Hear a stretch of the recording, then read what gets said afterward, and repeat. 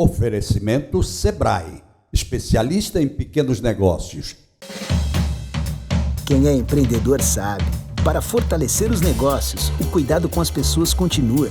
Por isso, cuide do seu estabelecimento, higienize seus produtos, conscientize a sua equipe e proteja os seus clientes. Tome conta do seu negócio e conte com o Sebrae para auxiliá-lo nos protocolos de saúde. Acesse sebrae.com.br/cuidados e saiba mais. Sebrae, a força do empreendedor brasileiro.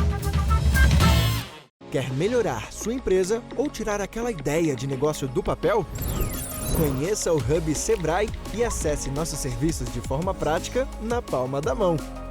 Lá você encontra consultorias e cursos, orientação sobre crédito, pode agendar seu atendimento gratuitamente e ainda tem o canal do MEI.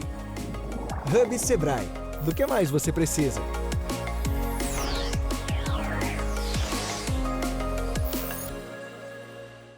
Olá, meus amigos, mais um bate-papo com o Geraldo Câmara. Que coisa boa, mas coisa boa, sobretudo porque eu sempre tenho bons convidados. O programa de hoje está interessante, porque não tem um homem no programa, só tem mulheres no programa. Bom, e olha, mulheres inteligentes, capacitadas, mulheres que sabem, têm seu lugar dentro da história de Alagoas, isso é muito importante. A primeira delas está comigo, é uma pessoa que eu guardo aqui no coração, com muito carinho mesmo, chama-se Luciana Caetano, economista. Vocês sabem quem é e como sabem. Luciana, como vai? Oi, é um prazer revê-lo. Nossa, eu fico muito feliz de estar aqui novamente. Prazer é meu. E o afeto é recíproco. Eu tenho certeza disso, você soube, não é?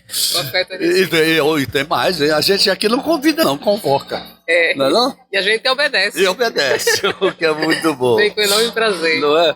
Ô Luciana, o Brasil como um todo vai entrar num novo período agora, ainda não se sabe como é que vai ser isso, mas a gente vem de um período que a economia ficou mexida, em função de pandemia, em função talvez do próprio governo e por aí vai. Você vem aí novamente o governo do PT e tal, e vem com outras ideias em termos de economia. Eu queria que você traçasse para o nosso telespectador o que é o que poderá ser a diferença entre um período e outro, e o que pode acontecer com a economia desse país. Bom, primeiro é um prazer, como eu já disse, estar aqui de volta e dialogar com os seus telespectadores, que eu sei que é um público muito grande, mas a minha percepção é de que existe uma curva de aprendizagem do ponto de vista político e técnico do partido, considerando 4 mandatos, né, 2002 até ali 2016, foram 4 eleições que o PT ganhou para a presidência da República, e esse olhar para o retrovisor, observar o que fez, os avanços que foram alcançados pelo país nesse período, mas também observar os erros cometidos, penso eu que produz uma curva de aprendizagem, uma vontade de acertar, que pode trazer para o povo brasileiro um novo cenário, com a possibilidade de maior geração de emprego, a partir da elevação do investimento público e apostando no efeito multiplicador desse gasto, como uma forma de alavancar essa economia e também, a partir disso, possibilitar um aumento dos investimentos privados nos mais diversos setores. Então, a minha aposta para o governo Lula é de que seja, primeiro, um período de novas expectativas, tanto para os investidores nacionais quanto para os investidores internacionais, mas, acima de tudo, para a população hoje que está desempregada e que depende da intervenção do Estado, e que colocar essa máquina em movimento vai demandar, mais do que nunca, uma capacidade de articulação política muito grande para que as coisas comecem a funcionar. Eu espero que todos, seja de esquerda ou de direita, que compreenda a importância de tirar esse gigante que está adormecido e colocar essa máquina para andar, porque o que a gente tem é uma fragilização muito grande desde o golpe de 2016, com a economia que vem se arrastando com a queda em 2015 e 2016, e com a economia que não chega a crescer nem 2% ao ano. Então esse atraso, a gente está com o PIB que é menor do que o de 2014 e com a população que cresceu. Então a população desempregada hoje é muito grande. A gente tem mudanças profundas no mercado de trabalho que se aprofundou com a reforma trabalhista e a reforma previdenciária. Então a gente precisa de um governo que saiba o que fazer, que tenha um projeto de desenvolvimento e que tenha a capacidade de dialogar com todos os setores e com todas as forças políticas para conseguir isso aí que construir. você fala me parece uma das coisas principais. Você acredita que nos últimos 4 anos aconteceu uma carência de diálogo? Sobretudo de diálogo e de capacidade de articulação. Perfeito. Né? E mais do que isso, além de uma falta de articulação política, uma escolha errada de nomes para pastas que são estratégicas e que causaram, exatamente por isso, um prejuízo muito grande para a população brasileira. Educação, a própria economia, saúde. Então, a escolha errada de nomes na frente de pastas que são fundamentais porque elas dialogam diretamente com mais de 150 milhões de pessoas. Você pegar, por exemplo, o setor da educação, quantas pessoas são vinculadas? Saúde, 80% da população depende do SUS. Então você pega setores que afetam diretamente um número muito grande de pessoas. Quando você faz a escolha errada, o efeito colateral político e também técnico é muito grande. Ô Luciano, pela primeira vez, outro dia eu estava até comentando sobre isso num artigo que eu escrevi, que eu falava sobre essa questão de há muitos e muitos anos que você não vê ou não vê, nunca viu, uma polarização tão grande, sobretudo sobre o aspecto violência, procurar violência e por aí vai. As pessoas em si, até dentro das próprias famílias, elas começaram uma beligerância que a gente não está acostumado a ver. É uma coisa que realmente foi bastante. Você acha que esse espírito provocou também essa queda na economia, essa questão tão séria que nós estamos vivendo no momento? Não, eu não acredito que isso tenha tido efeitos sobre o desempenho da economia. Eu acredito que, primeiro, a gente tem essa polarização, porque ela foi, em grande medida, construída por 2 setores importantes. Um, a atuação de grupos religiosos e o outro, uma estrutura montada de robôs a partir Perfeito. do uso de algoritmos, Perfeito. direcionando mensagens e aumentando essa polarização. Agora, o que efetivamente atrapalhou muito o desempenho da economia foi a mal condução da gestão e, mais ainda, além do direcionamento de ações voltadas para o mercado nacional, para o mercado internacional também. Muito bem. Então a gente tem uma conjunção de elementos do ponto de vista técnico, que é a insistência em um modelo ultra neoliberal de Estado mínimo, com redução do gasto, e uma gestão apenas de débito e crédito, como o Márcio Postman fala, que é você reduzir a gestão do Ministério da Economia a controlar a despesa frente a um volume de receita. E mais ainda, fazer uma má gestão dessa receita. Então a gente tem aí um conjunto de fatores que, de certo modo, atrapalhou o desenvolvimento da economia, sobretudo porque não criou expectativas para os investidores privados de fazer aposta. Então, quando você não cria boas expectativas, e como o setor privado ele é avesso ao risco, se você não tem expectativas positivas, você puxa o freio de mão. Perfeito. E aí a gente não tinha essa sinalização porque esse governo ele não tinha um projeto de desenvolvimento para o país. Não estava claro para onde o país estava andando. A gente ficou patinando, fazendo a gestão do caos. Muito bem. Aí eu pergunto a você, na sua visão, qual seria a fórmula a ser empregada agora? Porque teria que ser uma fórmula de conserto e, ao mesmo tempo, uma fórmula de desenvolvimento, certo? Certo. Como é que a coisa funcionaria na sua visão? Olha, Ou virá a funcionar, não sei. Sim, certo. Então, a gente tem um problema técnico sério, que é um déficit muito grande com relação ao que foi jogado para o futuro e prometido no passado. Perfeito. Por exemplo, só de precatórios, a gente tem 89 bilhões que não foram pagos no ano passado, que estavam no orçamento, que o governo joga para 2023.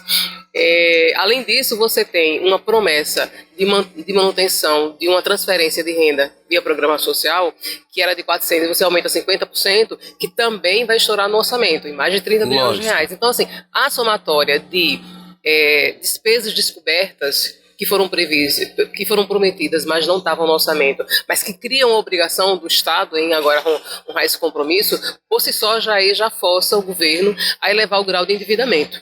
Então, não existe nenhuma possibilidade... Força o governo. Força o governo. Essa palavra força é muito importante. Força o governo a elevar o grau de endividamento, Isso, porque exatamente. Não existe nenhuma possibilidade de o governo honrar os compromissos e tirar esse elefante adormecido do lugar se não tiver um grau de endividamento, de elevação do gasto público para criar sinalizações positivas. Acima do teto. Acima do teto. Quando a economia está em crise, se você respeita o teto, você não tira ela do canto. Não tira do canto. Você só tira do canto se você empurra. Verdade. Porque você começa a movimentar. E Mas isso também é inflacionário. Mais ou menos, mais ou menos. O governo tem a taxa de juros para fazer. Existem instrumentos de controle da taxa. Claro. Se você consegue aumentar a oferta agregada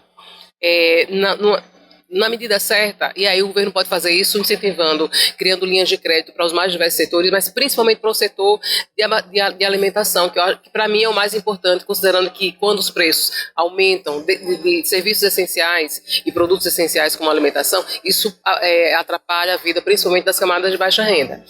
Não tem nenhum problema que você aumente o preço de produtos supérfluos, mas quando você aumenta a cesta básica, isso é um problema. Então, acho que o que o governo tem que cuidar é de aumentar a oferta de alimentos e evitar que haja uma elevação de preço com essa tentativa de movimentar a economia e tentar elevar o gasto público, porque a gente não tem nenhuma possibilidade de num país de dimensão continental como o Brasil movimentar o investimento privado sem que o Estado dê a sinalização. E o Estado só dá a sinalização quando ele aponta quais os setores que foram selecionados para a elevação desses investimentos. Nesse caso, você já vislumbra quais os setores serão selecionados? Eu acredito que prioritariamente saúde e educação são dois setores.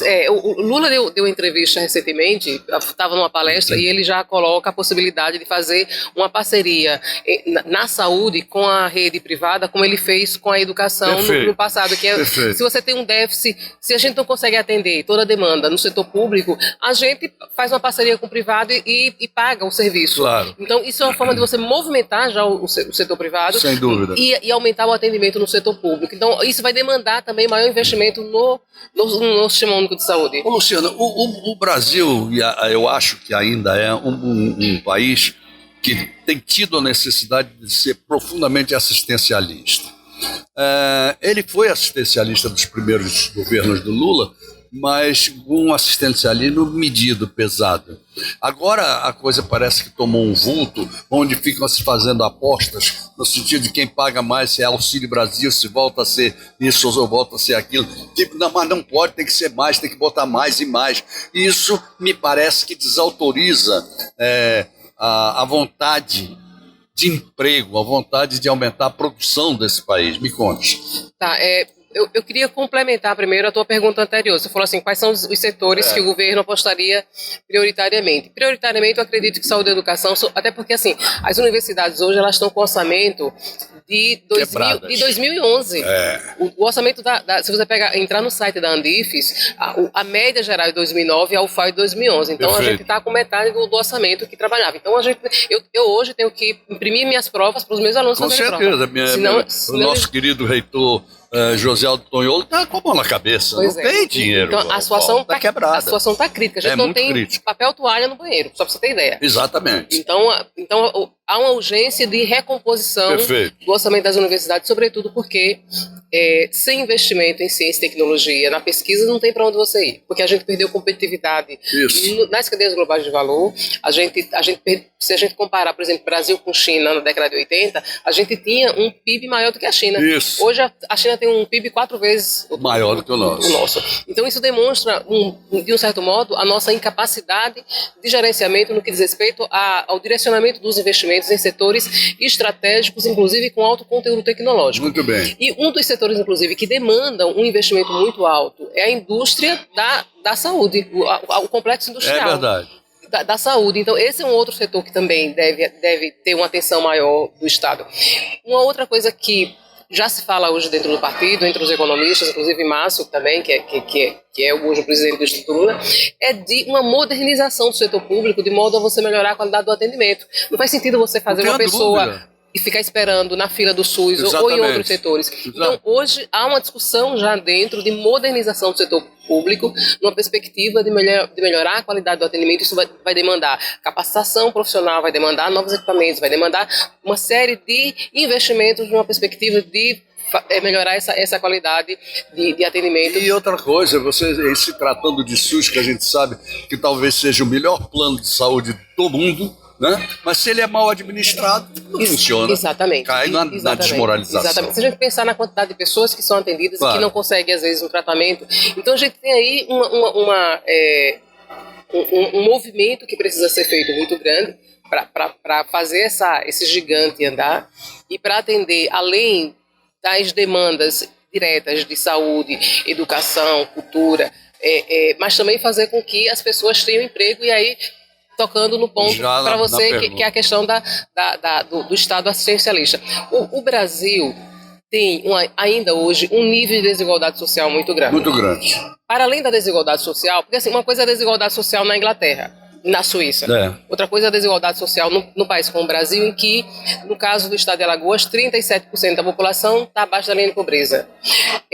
Se você pegar, por exemplo, o fechamento de 7 unidades de produção do setor sucroalcooleiro, pessoas com baixa escolaridade, homens negros, homens pobres, com mais de 40 anos, com mais de 50 anos, onde é que ele vai ser inserido no mercado de trabalho? Exatamente. Então, pessoas nessa condição, e a taxa de desemprego aqui, para toda a série histórica do IBGE, ela é muito mais alta do que a taxa de desemprego no Brasil. Perfeito. Então, o que é que você vai fazer com essa população que tem mais de 50 anos, que é sem escolaridade e com dificuldade, inclusive, de ser inserido em qualquer outro setor, mesmo que seja de baixa remuneração? Perfeito. Então, não há nenhuma possibilidade sem um Estado atuante. Agora, eu acho que agora eu acredito e acho a sua colocação justa.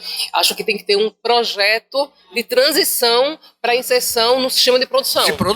De desenvolvimento, de geração de emprego. E nesse sentido, eu acho que nós já até falamos disso num outro bate-papo lá no Filé do Zezé, que era o de acionar as cadeias produtivas locais. Sem dúvida. Movimentar. E isso demanda uma parceria entre a União, os estados e municípios. E aquele negócio do milho aqui, o milho aqui, o milho aqui, vai produzir. E tem um outro problema que eu vejo ainda nisso, Geraldo, que é o seguinte: a gente tem um grau de renúncia fiscal muito alto no Brasil e que ele precisa ser revisto.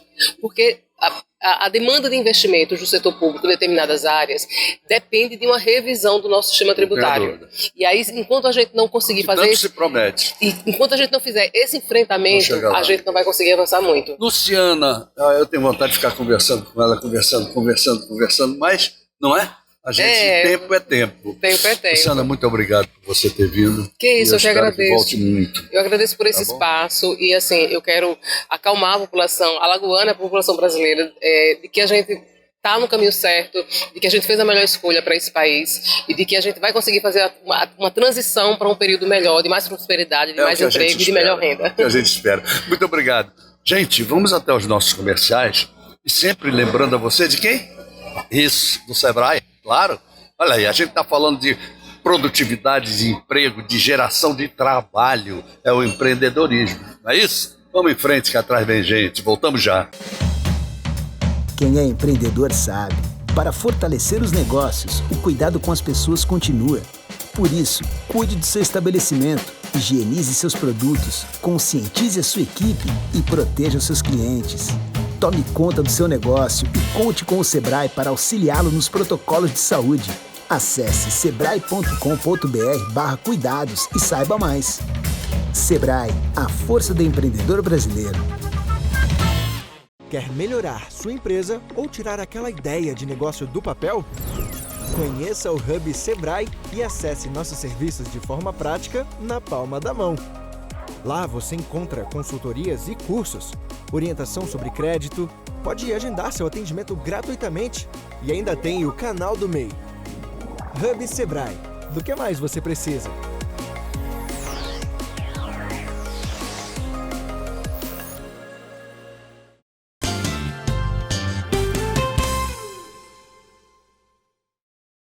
Muito bem, gente, voltamos ao nosso bate-papo com o Geraldo Câmara de hoje. Eu acho formidável. Olha, eu tenho umas convidadas e uns convidados completamente fora de série.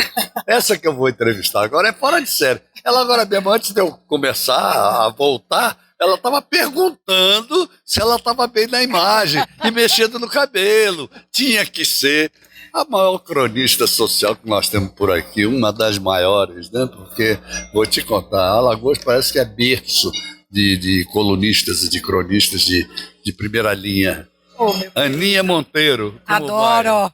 vai? Adoro! Adoro! Com U. Adoro!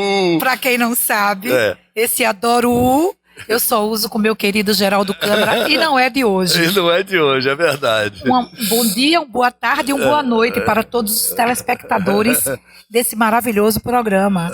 Muito obrigado. Aninha, como vai a vida? Tranquila, trabalhando, né? Muito. Saindo agora de uma política, ao lado de amigos e amigas, e retomando a vida normal. E aí com a agenda meio que cheia de eventos, de viagens, fora de Alagoas, alguns eventos de colunistas, de amigos, enfim, eu não paro. Não, você não para aí é uma coisa. Você conseguiu fazer uma rede de integração, né, de colunismo social por esse Brasil afora, que é invejável para quem costuma fazer o colunismo local só. Você conseguiu fazer essa expansão e dar, inclusive, nome ao colunismo social. Me conta, Aninha, como é que foi o segredo, como é que tudo começou, como foi? Em primeiro lugar, eu digo que tudo é Deus. Sem né? dúvida. Tudo é Deus, Ele que me ergue, Ele que quando eu caio, Ele puxa assim a minha mão e diz, reaja. Na realidade, eu comecei na internet alagoana, quando ninguém acreditava na internet. E foi logo quando eu vim morar em Maceió, após a minha separação do pai dos meus filhos, em 1995. Certo. E daí eu comecei a escrever em alguns sites de Você amigos. é de onde? Eu sou de Maceió, Ah. mas eu morava Ah, tá. na fazenda, em Ok. Colônia Leopoldina. Ok, vamos lá. E daí, os amigos, eu gostava muito de festa e tal, e me convidavam para escrever nos sites. Tá engraçado, o Kim Emanuel, que hoje é de Penedo, o primeiro site, na Gandaia, era dele. Ah, na Gandaia, realmente. Era do Kim. Ele estava, inclusive, com a gente no prêmio, Aham. Odete Pacheco. É. E daí eu comecei a fazer uma coluna jovem sobre festas, enfim, divulgando. E aí a coisa foi tomando um pé muito grande e começaram a surgir vários sites em Alagoas, em Maceió. E todos eles queriam a Aninha Monteiro escrevendo. E um deles é o nosso pioneiro, Maceió 40 Graus. O Maceió 40 Graus, inclusive, eu acho que já fez história, né? Claro, lógico, Como Maceió fez 40 história, Graus né? é consagrado. Eu acho que foi o primeiro site de fotografia que estava em exato. todos os Tudo. eventos, não é, Aninha? Tudo. E eu passei a ser colunista também. E foi quando eu tive a ideia de fazer o meu site, que foi o Tudo Que Há, Tudo que há, exatamente. que eu tenho até hoje. É verdade. E a coisa foi tomando um pé muito legal. Eu fui interagindo no Orkut com vários colunistas de outros estados. Olha para onde ela foi, hein? Ela foi pro Orkut, João Marcelo. Foi pro Orkut, vamos lá. Então, eu fui interagindo com outros colunistas de outros estados que gostavam da minha postura, do meu trabalho. E daí a coisa foi tomando um rumo. Veio o Facebook, depois veio o jornal impresso, fui convidada a escrever. Eu já escrevi no jornal que foi até do Marcos André. Escrevi no Primeira Edição. Hoje eu estou na Tribuna Independente. Isso. Estou... Minha colega na tribuna, né? Claro, lógico, do Helenilson, que é meu chuchu. Estou no jornal É o Fato e também estou no jornal Arapiraca, que é Certo. impresso. Mas até chegar aí, eu fui devagarzinho, porque eu sempre tive muita humildade, muita autenticidade. Eu não sou mulher de dizer aquilo que eu não sou. Eu sempre fui isso aqui. E você sempre, em qualquer lugar do Brasil. Mas é a tal história, é o negócio da simplicidade. Não pode perder. Nunca, Porque jamais. se perder, você vai já perder não é mais a você. sua característica. Acabou, É, acabou. acabou. Tem que ser E irreverente, a tem que gente ser do conhece jeito que você muita é. gente assim, É. né? Então, enfim, principalmente na nossa profissão, que tem pessoas que acham que você está ali porque você que está querendo ser melhor, de jeito nenhum. Eu faço o meu trabalho e o que eu posso fazer também para divulgar o trabalho dos meus colegas, eu faço com todo carinho. Isso foi de uma importância fundamental e a gente observa que você realmente aplicou isso, né? na hora que você está divulgando esse trabalho, você deu um outro nível ao colunismo social. Exatamente, de modo exatamente. geral, não é? E esse nível é que é importante para o crescimento dessa área de imprensa. Claro, porque assim, é uma briga de egos onde toda profissão existe, Não tenha né? dúvida. Principalmente o colunismo social. Mas eu encontrei pessoas assim que eu jamais vou esquecer. E em 2015, o Ovádia, que então ficou no lugar da falecida Vera Martins, onde eles tinham a Febracos, É verdade. me convidou para ser parceira, para dar uma levantada, porque a Febracos tinha se acabado. Antes, vamos abrir um parênteses para dizer a ele que não sabe o que é a Febracos. Federação Brasileira de Colunistas Sociais do Brasil. Perfeito. E eu comecei, dei uma levantada, dei uma repaginada, até que eles me colocaram como presidente. E daí, antes disso, eu fundei a Abracone, Associação do Nordeste Brasileira, Certo. dos colunistas do Norte e Nordeste.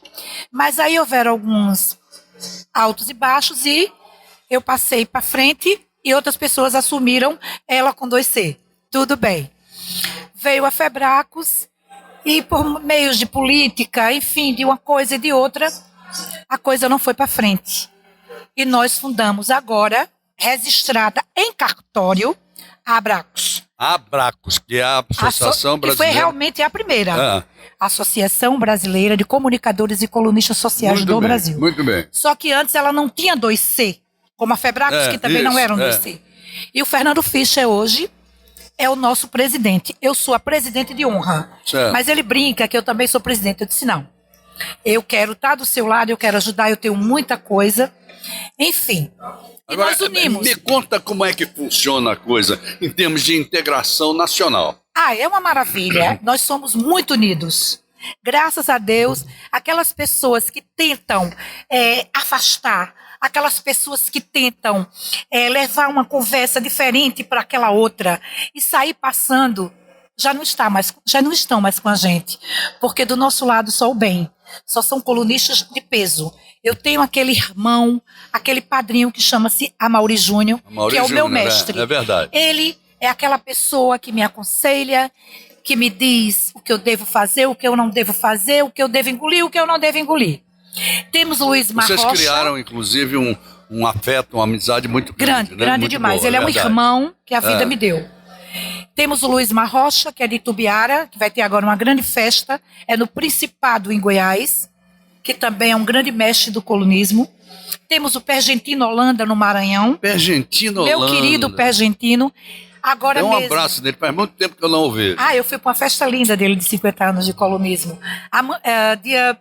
Dia 11, teremos os 55 anos de colunismo de uma grande colunista aqui do Nordeste, minha amiga Eunete Correia, que eu sou uma convidada de honra dela. Estou resolvendo ainda se vou. Vai ser em Natal. Temos em Aracaju a Thaís Bezerra, que é um grande nome. Perdemos agora na Bahia a Julie. A Julie. A Julie, perdemos a Julie. Quando eu vi aquilo, porque eu morei na Bahia há algum tempo, mas há muitos e muitos anos, na década de 70, a Julie já era a colunista importante na Bahia. Ela faleceu, mas lá temos grandes nomes. Temos a Janete Freitas, a Batatinha, que é de Feira de Santana, temos Marcelo Fontes, enfim. Esse Brasil é muito grande. Temos grandes nomes no Tocantins. A gente tem Fátima Fernandes, Jaciara Barros. A gente vem para Santa Catarina. Enfim, são os nomes assim de peso do colunismo. Em São Paulo, nós temos as revistas que tem Elite, que é da Solange Giardi, a Luxos, da Alessandra.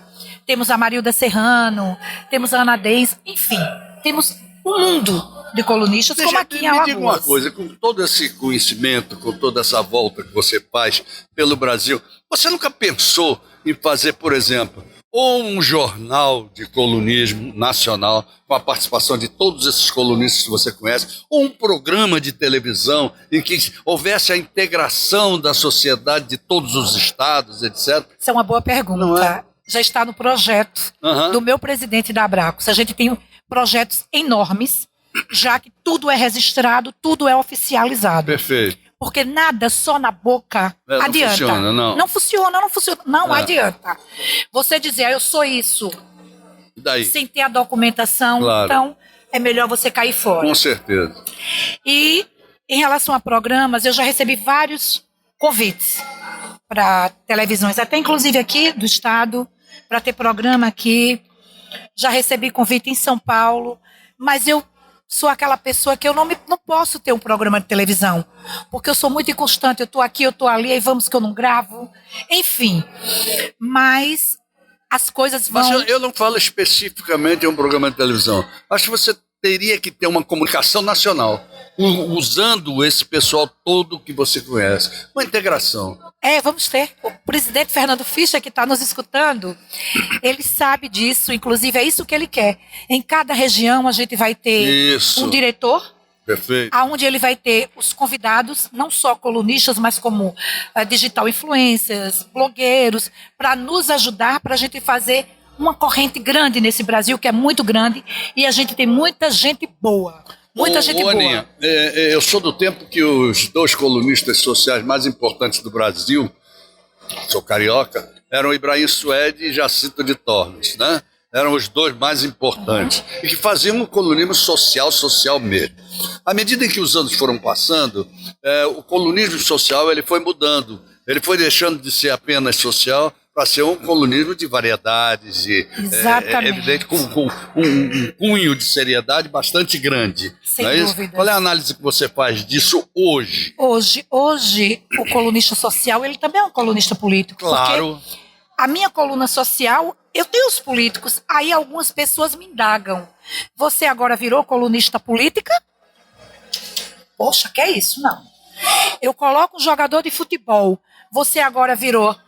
Tem nada a ver. Técnica de futebol. Tem nada a ver. Quer dizer, hoje o colunismo social, ele é de tudo um pouco. A gente só não pode chegar e dizer, eu defendo essa bandeira, eu defendo aquela. Não, claro que não.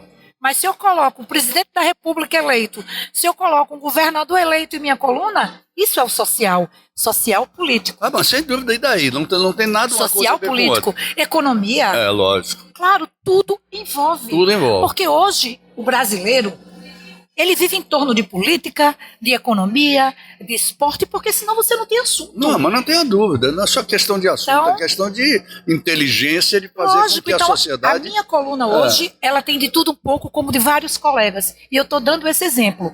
Agora, eu respeito. Se eu tiver em um grupo e disser, você não pode falar em política, eu não vou falar em política. Com certeza, com certeza. Mas é isso, olha, tudo na vida é uma questão de escolha. Não é? Você tem que escolher qual é o seu rumo, qual é o rumo. Claro. Você acertou. Eu acho que você tem acertado. Muito obrigada. Tem feito assim uma coisa bonita e, sobretudo, você tem feito uma coisa que é isso que eu falo da integração. Você tem levado o nome de Alagoas para fora, para outros estados. E ainda vou levar muito mais. Eu sei. Aí é a provocação. Então os outros também têm que trazer para nós. Claro. Lógico. Entendeu? É essa provocação. Quer dizer, eu acho que a tua coluna, por exemplo, podia ter Colunismo Brasil. Aí hoje você está falando de não sei quem que mandou a nota, o outro que não sei quem que mandou a nota. Essa integração. Eu faço isso no meu portal. Precisa fazer isso. No meu portal eu faço. Perfeito. Se você entrar no meu portal, eu tenho muita coisa de fora. Tem a Liege Monteiro com o Luiz Fernando, que são dos maiores promotores do Brasil, que são do Rio de Janeiro. E eu estou sempre interagindo com eles dois, trazendo muita novidade, muita coisa que acontece no eixo Rio-São Paulo, DJs, enfim. Eu realmente, nesse patamar, o site, tudo que há, realmente é para isso. Tudo que há. É tudo que há. Tudo que há. É por isso que eu adoro. Como é que tá a ligação? Ainda existe com o Maceió 40 Graus? Claro, tem sim. O meu e-mail, inclusive, é do Maceió 40 Graus. É do Maceió. É anamonteiro, @Maceió 40 Graus. Uhum. Eu tenho uma parceria muito grande com a Roberta, com o Marcelo, com toda aquela turma linda. Aqui em Maceió mesmo a gente tem a Lacos, né, que é a nossa presidente Jacira Leão. A gente também interage muito bem. Temos um grupo bom, forte, querido, que se respeita em primeiro lugar. E aquelas desavenças que acontecem ali ou aqui com algumas pessoas, a gente releva, porque a vida está tão passageira e a gente tem que levar amor, alegria, autenticidade, humildade e, acima de tudo, ser amigo de verdade. Você está de parabéns agora essa semana e você foi premiada com o prêmio Odete Pacheco. Foi, né? amei. Eu amei. tive a honra de estar lá na mesa e vi o quanto você foi querida, quanto você foi aplaudida. Isso foi muito interessante. Como é que você vê essa parte, a ligação social com essa parte de premiação de profissionais? Principalmente Olha só, profissionais do ramo. quando ele falou assim, e fechando com chave de ouro, a última convidada da noite me chamou, foi uma emoção grande. Claro. Como embaixadora do Colonismo e do Turismo de Maceió, o título que eu recebi das mãos da vereadora Silvana Barbosa e dos 27 vereadores. Me senti muito lisonjeada e vem coisa boa por aí também para o Estado. Como eu falei, cada prêmio que eu recebo nesse Brasil é uma emoção diferente. Porque às vezes eu fico assim, poxa, eu vou lá. E eles, quando eu chegou a Alagoas. Eles já, é como a Mauri. A Mauri não diz chegou a Aninha, chegou a Alagoas. É porque eu carrego a bandeira do meu estado. Isso é muito bom, isso é muito Chegou a importante. Alagoas, no Mato Grosso, no Amazonas, em Goiás, Santa Catarina, Maranhão, lá Imperatriz do Maranhão, a terra de minha amiga, que eu estou indo para Leônia, que vai fazer a festa dela também, que já está aí na agenda marcado. Aracaju, aonde eu vou, chegou a Alagoas. Então isso quer dizer o quê? Que eu divulgo, não é a Aninha Monteiro, eu divulgo a minha cidade, as minhas praias, os meus rios, a minha gente, o meu estado, o meu povo. Até tem gente que diz assim, por que você não se candidata? Porque eu não nasci para ser política, exatamente. Eu nasci para ser comunicadora. Não é para misturar. O povo jamais mistura essas coisas, não tem jamais que misturar.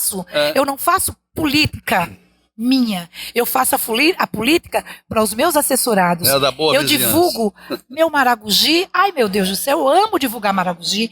Eu amo divulgar a Barra de São Miguel. Eu amo divulgar qualquer praia linda, qualquer lugar que eu sei que você pode ir e dizer, Aninha Monteiro me indicou e eu amei. A propósito disso, quando você faz essas suas andanças por aí pelo Brasil, como é que está o desejo das pessoas, aquelas que não conhecem, de conhecer a nossa Alagoas? Gente, vocês não acreditam. Meu WhatsApp, pessoa que me pedem agora mesmo, a editora-chefe dos maiores sites do Brasil, Fuxico, está querendo vir para Alagoas. Já estou vendo para ela um hotel. Está vindo aí um pessoal do Rio de Janeiro. Olha, você não tem noção de quantos famosos, de quantas pessoas querem vir para o nosso estado. Que coisa Não boa. falo nem para o Nordeste, é para Alagoas. Você tem 1 minuto para dizer o que você quiser ali, ó, para eles que estão lhe assistindo. Ai, que delícia. Não? Então, tem 30 segundos. Eu quero mandar um beijo, quero que vocês acompanhem o meu trabalho, meu Instagram, Aninha Monteiro Oficial, o meu portal, tudoquehá.com.br, e nunca deixar de assistir esse programa, que ele é tudo que há, porque eu adoro. Muito obrigado, Aninha. Muito obrigado por você ter vindo, viu? Eu fiquei bastante feliz. Obrigado mesmo. Eu que te agradeço. Então vamos lá nos nossos comerciais, vamos falar de empreendedorismo, vamos falar de Sebrae, né? Vamos lá, por favor, voltamos já. Quem é empreendedor sabe. Para fortalecer os negócios, o cuidado com as pessoas continua. Por isso, cuide do seu estabelecimento, higienize seus produtos, conscientize a sua equipe e proteja os seus clientes. Tome conta do seu negócio e conte com o Sebrae para auxiliá-lo nos protocolos de saúde. Acesse sebrae.com.br/cuidados e saiba mais. Sebrae, a força do empreendedor brasileiro. Quer melhorar sua empresa ou tirar aquela ideia de negócio do papel? Conheça o Hub Sebrae e acesse nossos serviços de forma prática na palma da mão. Lá você encontra consultorias e cursos, orientação sobre crédito, pode agendar seu atendimento gratuitamente e ainda tem o canal do MEI. Hub Sebrae. Do que mais você precisa?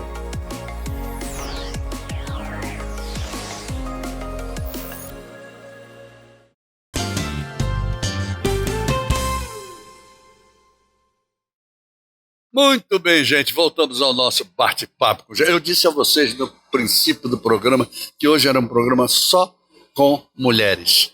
Vocês viram a Luciana Caetano, essa economista fantástica, que sempre esteve nesse programa, todas as vezes preciso de comentários da área econômica, é ela que está aqui, sempre conosco. Vocês viram agora essa versatilidade da Aninha Monteiro, que é uma figura maravilhosa também do colonismo social. E agora nós vamos conversar com a Natália Peixoto, advogada, presidente inclusive de uma comissão da OAB de inovação Isso é muito importante, você falar em inovação, porque esse povo jovem, a Natália está no meio desse povo jovem, tem mais é que nos ensinar a inovação, ensinar quem já está mais velho, ensinar quem vem por aí. E tudo isso a gente vai conversar com a Natália, que inclusive vai ter um evento fantástico no dia 26. Natália Peixoto, como vai você? Tudo ótimo. Que coisa Geraldo. boa receber você aqui no Bate-Papo. Igualmente, agradeço o convite. Bom. Estou muito feliz de estar mais uma vez aqui no seu programa. Que coisa boa. Natália, me conta, qual é a comissão mesmo, como é a história lá da OAB? Eu faço parte da Comissão de Inovação, Tecnologia e Proteção de Dados da OAB Alagoas. Mas é também presidente de uma... Sou presidente dessa comissão e sou conselheira seccional. Conselheira seccional. Recentemente, além disso, fiz um trabalho no Observatório Eleitoral da OAB, compondo a comissão temporária para acompanhar as eleições. Muito bem, então vamos começar por aí. Como é que vai essa questão de acompanhar eleições, de fiscalizar eleições, essa coisa toda que envolve toda a população, é um negócio muito bonito. Como bonito é a participação da OAB sempre em todas as eleições. A nossa OAB sempre foi muito ativa e muito dinâmica em relação a isso. Eu gostaria que você falasse sobre como foi esse trabalho. Olha só, Geraldo, eu já tinha uma vivência sobre o direito eleitoral, atuo nessa área também, né, além da minha especialização em inovação e tecnologia, e para mim, que sou advogada, também foi incrível no aspecto da cidadania, porque eu atuava nas ações, né, eleitorais, mas nunca tinha acompanhado tão de perto todo o processo do início ao fim. A gente teve um privilégio, que eu digo assim, que fortaleceu as duas instituições, tanto o TRE como a OAB, quando o desembargador, né, presidente Otávio Prachedes emitiu uma resolução, uma portaria no mês de julho, e nessa portaria justamente autorizava a Ordem dos Advogados do Brasil a acompanhar e fiscalizar as eleições. Então, a gente teve esse acompanhamento do início mesmo, né? Podemos dizer assim, lá quando ainda as urnas estavam sendo formatadas, acompanhamos da auditoria das urnas, acompanhamos o sorteio das urnas, os testes de integridade durante o pleito e também até o dia da totalização dos votos. Olha que coisa boa você está falando sobre isso, porque um assunto que continua sendo tão polêmico, eu não sei por que ficam polemizando. Qual foi o ensinamento que você tirou a respeito exatamente da integridade das urnas, da integridade do nosso processo eleitoral? Conta pra gente, minúcia por minúcia disso. Então, Geraldo, como eu falei, foi fortalecedor para ambas as instituições, porque nesse período eleitoral que a gente enfrentou, né, uma sociedade bem polarizada, onde realmente a questão das urnas e do processo eleitoral foi muito questionado. Muito. E aí a gente, como OAB, que é uma instituição neutra, pôde trazer uma credibilidade que já tem o poder eleitoral, mas assim, no sentido de representar a sociedade. Deu o aval. De trazer essa calma para a sociedade em que estamos ali acompanhando o processo e que o processo foi limpo, né? Então, eu hoje, como cidadã, eu realmente acredito mais ainda na integridade Gostei do mais das ainda. urnas, né? Porque a gente vê que é um processo onde vários profissionais se envolvem, né? Um processo de dedicação da justiça eleitoral, onde realmente existe uma força-tarefa, né? Desde que começa Isso, ali exatamente. O processo de colocar o card, né? O token para poder configurar a urna. Ele nesse momento já começa uma auditoria inicial. E sobre o teste, como é que funciona o teste? O teste de integridade, antes, era feito em 3, no máximo 10 urnas.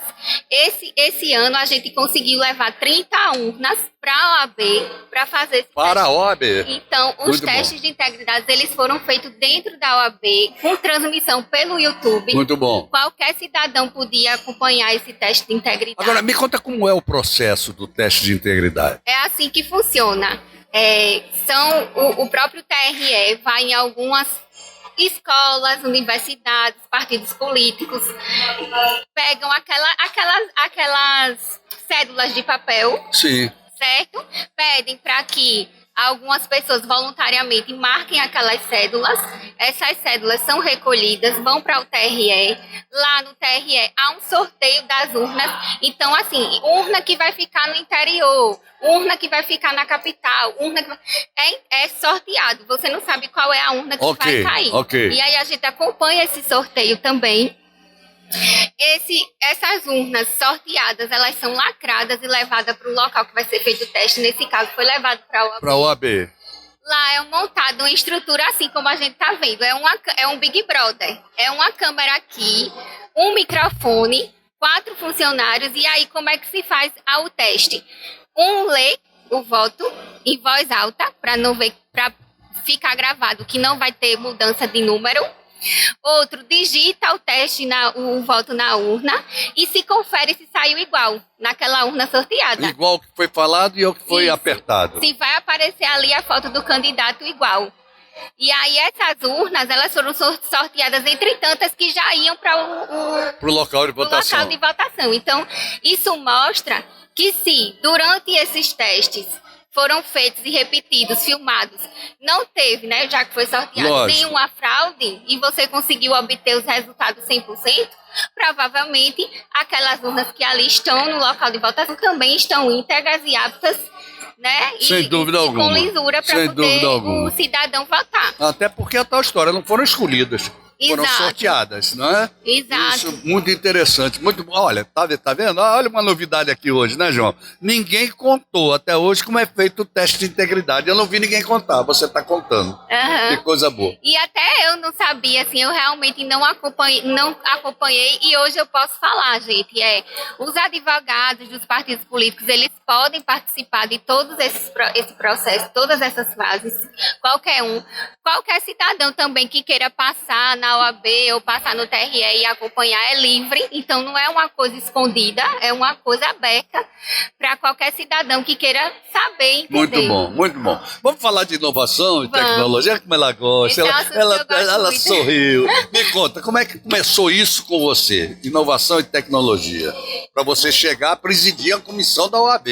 Então, como é que foi? Então, minha primeira especialização foi em Direito Administrativo, certo?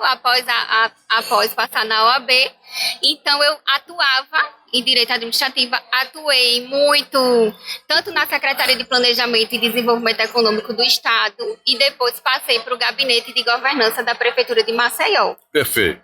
No Gabinete de Governança, nós trabalhávamos como um núcleo de inteligência da Prefeitura, então a gente tinha aquela parte de monitoramento das ações prioritárias, da gestão, como também auxiliar na criação de projetos e viabilidade também de projetos que fossem de baixo custo, mas que trouxesse um impacto maior para a cidade. Muito bem.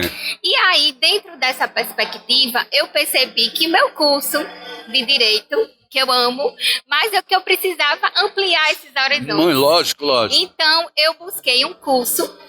Inicialmente, um curso que ele se chama MBA Liderança para Inovação, na Casa da Indústria.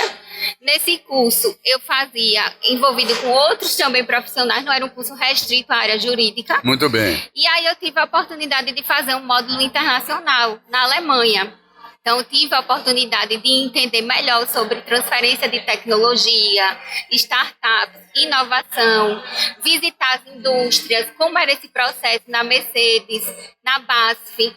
E aí, a maior lição que eu tirei dessa experiência realmente foi como eles dão valor que eu digo, é o valor também financeiro ao conhecimento. Perfeito, né? Ao conhecimento, perfeito. O ativo a valorização de quem estuda, da criação, da inovação, da ciência. E aí, hoje você vê esses grandes países, né, países de economia realmente bem-sucedida, em que pese a gente passar agora vindo um momento de pandemia aqui. E depois agora um período de guerra na Europa, na própria Alemanha, lá preocupada.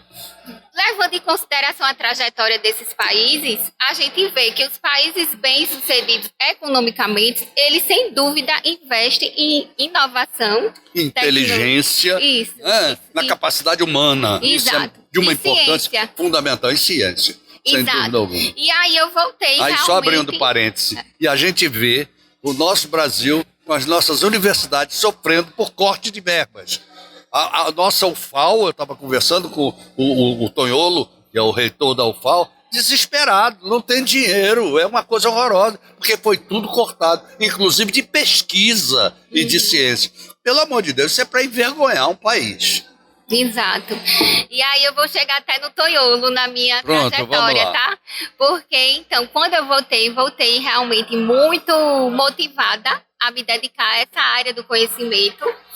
E dentre isso, um dos projetos que a gente implantou quando a gente voltou na Prefeitura de Maceió foi a primeira lei de inovação municipal. E aí a gente teve uma lei realmente que permitiu dar subvenção econômica, incentivo para startups, para empresas de base tecnológica inovadoras. E dentro desse trabalho eu conheci o professor Tonholo. Certo.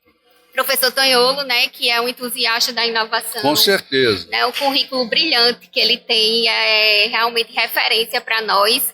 E aí ele disse assim, Natália, tem um mestrado na UFAL, que eu tenho certeza que você vai gostar muito. Mestrado, é do Profinic, ele se chama de Transferência de Tecnologia para a Inovação. Ele é de Propriedade Intelectual e Transferência de Tecnologia para a Inovação. E aí eu venho já, né, com o MBA e agora terminando o mestrado, comecei realmente a ganhar autoridade nesse assunto, poder trabalhar como advogada nisso, né, nessas tendências, vamos dizer, da advocacia. E foi aí que eu cheguei na presidência da OAB. A inovação não pode andar sem assessoria jurídica, não pode. Exatamente. Né? Eu acho que aí é que entra a importância da junção de inteligências, né? Na questão do startup, a questão do pode e não pode, a questão do jurídico e por aí vai, não é? Exato, a inovação ela é muito multidisciplinar. Sem dúvida. Mas para poder você concluir uma transferência de tecnologia, você precisa de um contrato. Não tenha dúvida. Você precisa de uma assessoria jurídica.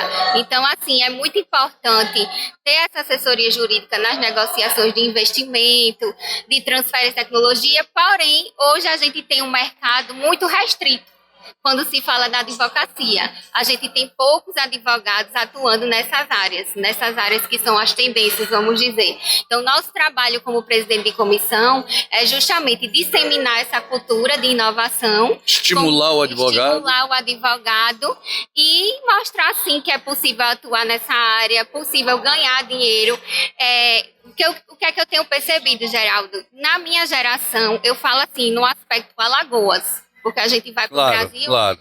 Eu fui recentemente para a Fenalol, que é uma feira também, uma das maiores da América Latina em São Paulo, e a gente vê a quantidade de advogados que já atuam nessa área. Perfeito. Mas, em âmbito local, a gente vê que essa vontade de estudar esses temas tem partido mais da jovem advocacia.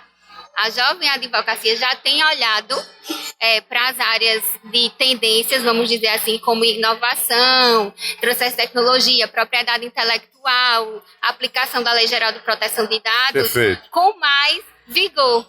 Muita gente, legal design, dentre outras áreas. Muito bom isso. Você tem um evento agora no dia 26. Me fale sobre esse evento. Estou vendo um cartaz aqui em cima. Me dê esse cartaz Aproveitei para a gente mostrar. a oportunidade para trazer Vou mostrar aqui esse cartaz que a Natália trouxe do evento.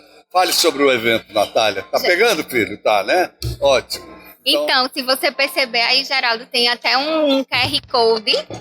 Porque se a pessoa puder colocar o celular aí, ela já consegue acessar o link de inscrição. Será que dá para fazer o QR Code, João? Será? Não? Depois eu disponibilizo o link para vocês. Ok. Mas, enfim, eu digo que a gente está sendo Vamos ousado, lá, viu? o nome. OAB Law Trend 2022. Muito Inovação, Tecnologia e Direito, Perfeito. 26 de novembro, Centro de Inovação do Jaraguá. Perfeito. E aí eu digo, Geraldo, que a gente está sendo ousado em organizar esse evento. Por quê? Porque a gente tá convidando a participar e palestrar desse evento todos os players, né, as pessoas envolvidas no ecossistema de inovação local. E quando a gente fala isso, não se resume a um evento jurídico. A gente tem o IEL, que tem foco na Casa da Indústria, que tem tem foco Estimulador do estágio, né? Isso do estágio, Exatamente. o Sistema S, o Sebrae, o Senai, né? Perfeito. O Sebrae no sentido de auxiliar as micro e pequenas empresas e também que precisa de toda essa inovação, essa parte de empreendedorismo. Então, se você for observar, também temos professores da UFAL. Então, a gente conseguiu reunir todo o ecossistema de inovação, governo com a SECT e a Prefeitura de Maceió também. Tem até o secretário adjunto de Cidades Inteligentes que vai palestrar nesse evento. Com quem é? É o Davi Hoster. Ah, eu sei quem é. Então, e aí a gente tem aqui uma gama de pessoas do ecossistema de inovação reunidos para poder participar desse evento e disseminar, a gente discutir quais são as tendências que a gente tem para o futuro, né, no nosso estado, também as tendências tecnológicas, trazer um pouco da parte jurídica, então a gente vai ter oficinas, talks, falando um pouco sobre como se faz um processo de investimento público, como é que se faz como é que se capta investimento, como é que eu faço um termo de confidencialidade, ou até as questões tributárias sobre esses contratos.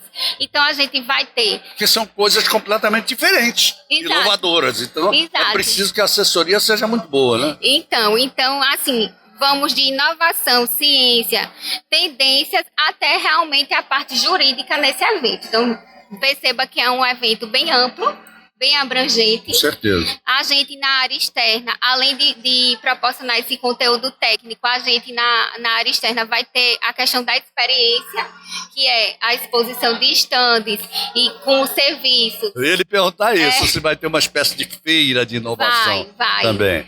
Então a gente vai ter... Esse espaço do Jaraguá, onde vai acontecer, é aquele espaço de ciência e tecnologia que foi criado? É o Parque Tecnológico do Jaraguá? A gente chama de Centro de Inovação. Certo. Então, a gente tem um centro hoje, onde já o governo do estado, né, propicia que as empresas inovadoras ou empresas de base tecnológica, startups, estão alojadas lá. Então, a gente já tem um ecossistema se movimentando ali, um ambiente de network, de troca de conhecimento, que às vezes você tem uma coisa que o outro precisa. É verdade. E ali eles se complementam. O objetivo da feira é muito isso também, né? O network, que é uma coisa principal claro. em qualquer evento.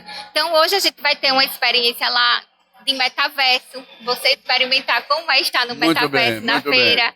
A gente vai ter um podcast também, né, para que os palestrantes também, ao sair da palestra, já trocam a ideia lá com o pessoal. Então, assim, a gente pretende realmente trazer esse ambiente descontraído e de troca de conhecimento. Eu acho que vai ser sensacional, mas eu já vou fazer um desafio para você. Pode fazer todas as suas anotações, porque você vai voltar aqui depois da feira para contar como foi, o que aconteceu e que produto se tira disso, ok? Ok. Que proveito se tira disso. Ótimo, combinadíssimo. Tá fechado? Fechado. Combinadíssimo? Sim. Natália, eu tive um prazer enorme de receber vocês, sempre terei. Obrigada. Tenho certeza disso, tá? Muito obrigada pela atenção e pelo espaço. Obrigado mesmo. E a vocês, hein, que estão em casa, muito obrigado também por essa atenção. Até o próximo sábado, se Deus quiser, com mais um bate-papo com o Geraldo Câmara. Ele mandou dizer que quer, e aí, isso, encontro marcado. Oferecimento Sebrae, especialista em pequenos negócios. Quem é empreendedor sabe. Para fortalecer os negócios, o cuidado com as pessoas continua. Por isso, cuide do seu estabelecimento, higienize seus produtos, conscientize a sua equipe e proteja os seus clientes. Tome conta do seu negócio e conte com o Sebrae para auxiliá-lo nos protocolos de saúde. Acesse sebrae.com.br/cuidados e saiba mais. Sebrae, a força do empreendedor brasileiro. Quer melhorar sua empresa ou tirar aquela ideia de negócio do papel? Conheça o Hub Sebrae e acesse nossos serviços de forma prática na palma da mão. Lá você encontra consultorias e cursos, orientação sobre crédito, pode agendar seu atendimento gratuitamente e ainda tem o canal do MEI. Hub Sebrae. Do que mais você precisa?